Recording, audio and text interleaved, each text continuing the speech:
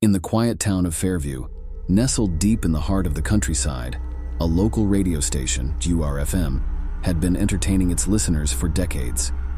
However, there was one broadcast that became infamous for all the wrong reasons. It was known as the Midnight Transmission. The unsettling events unfolded on a particularly chilly autumn night. The station was running its usual programming, featuring a classic rock show hosted by a charismatic DJ named Jake Williams. Jake had been with WRFM for years and was well loved by the community. As the clock struck midnight, Jake's voice started to distort. At first, it was a subtle glitch, like a minor technical issue. Listeners initially dismissed it as a hiccup in the broadcast, but as the minutes passed, the situation took a sinister turn. Eerie static filled the airwaves, drowning out the familiar rock and roll tunes. The distortion intensified, and listeners reported hearing strange whispers and faint cries for help. It was as if the very frequencies of the radio had become a conduit for something otherworldly. Terrified callers flooded the station's switchboard, their voices trembling as they described the unsettling experience. Some claimed to have seen shadowy figures lurking outside their windows, matching the voices they heard on the radio. Panic spread through the town like wildfire, and soon, neighboring communities reported similar phenomena. WRFM's technical team worked tirelessly to identify the source of the bizarre transmission, but they found no discernible issues with their equipment. The disturbing broadcast continued sporadically for weeks, each occurrence causing more fear and paranoia. The mystery deepened when listeners who had experienced the midnight transmission began to disappear one by one. Those who had heard the haunting voices on the radio vanished without a trace, leaving behind only their terrified families and a town gripped by fear. Desperate for answers, a local paranormal investigator named Sarah Turner delved into the history of WRFM and its haunted broadcast. Her research led her to an unsettling discovery. The radio station had been built on the grounds of an old abandoned cemetery, and its broadcast tower stood atop an unmarked grave. Sarah's investigation uncovered a forgotten tragedy. The restless spirits of those buried beneath the station were seemingly trying to communicate their anguish through the airwaves. It was a chilling revelation that sent shivers down her spine. To this day, the haunted radio waves of WRFM remain an unsolved mystery, a chilling reminder that some broadcasts should never be heard. The town of Fairview still lives in fear, forever haunted by the sinister midnight transmission. In a bustling metropolis, where bright city lights masked the shadows lurking in every corner, there was a popular radio station known for its late-night talk show, The Paranormal Hour. The show was hosted by Richard Morgan, a charismatic and well-respected figure in the world of the supernatural. Listeners tuned in faithfully every week, eager to hear Richard's tales of the unexplained. He claimed to have seen it all, from UFOs to ghostly apparitions, and his deep, soothing voice made even the most skeptical of listeners question their beliefs. One fateful evening, as Richard was preparing for his usual broadcast, he received an email that would change his life forever. The message came from a mysterious listener named Evelyn, who claimed to have evidence of a real-life demon. Her email was frantic and urgent, begging Richard to investigate her claims on air. Intrigued by the prospect of such a sensational story, Richard invited Evelyn to the studio for an exclusive interview. She arrived with a small, ornate box that she said contained the essence of the demon she had encountered.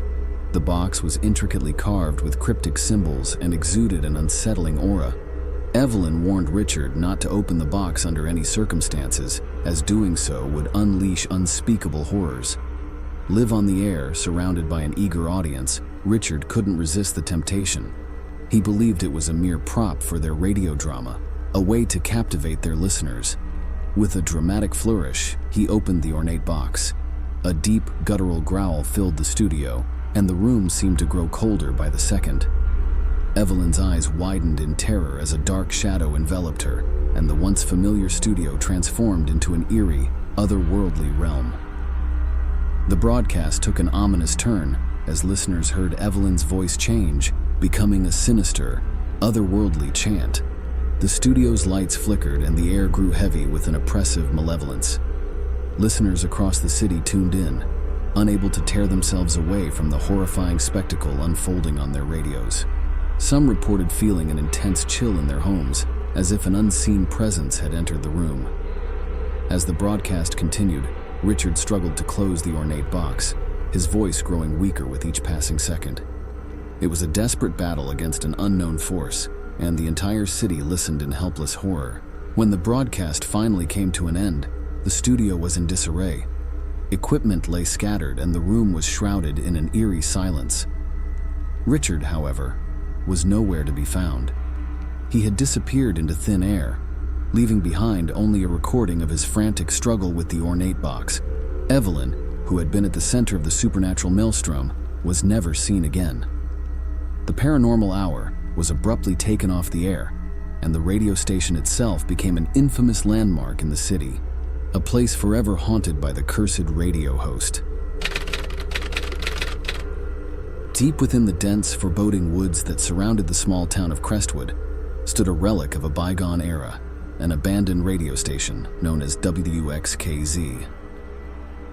This station had once been a beloved part of the community, offering music, news, and entertainment to listeners near and far. However, a series of unexplained incidents had led to its abrupt closure, leaving behind a legacy of mystery and fear. Local legend had it that the station was haunted by the spirit of its former owner, Samuel Greaves. Samuel was a reclusive and eccentric man who had an unhealthy obsession with the supernatural. He used the station's airwaves to broadcast bizarre rituals, incantations, and eerie tales that sent shivers down the spines of those who tuned in. One moonless night, during a live broadcast, Samuel's voice changed, and he began speaking in a language unknown to all who listened.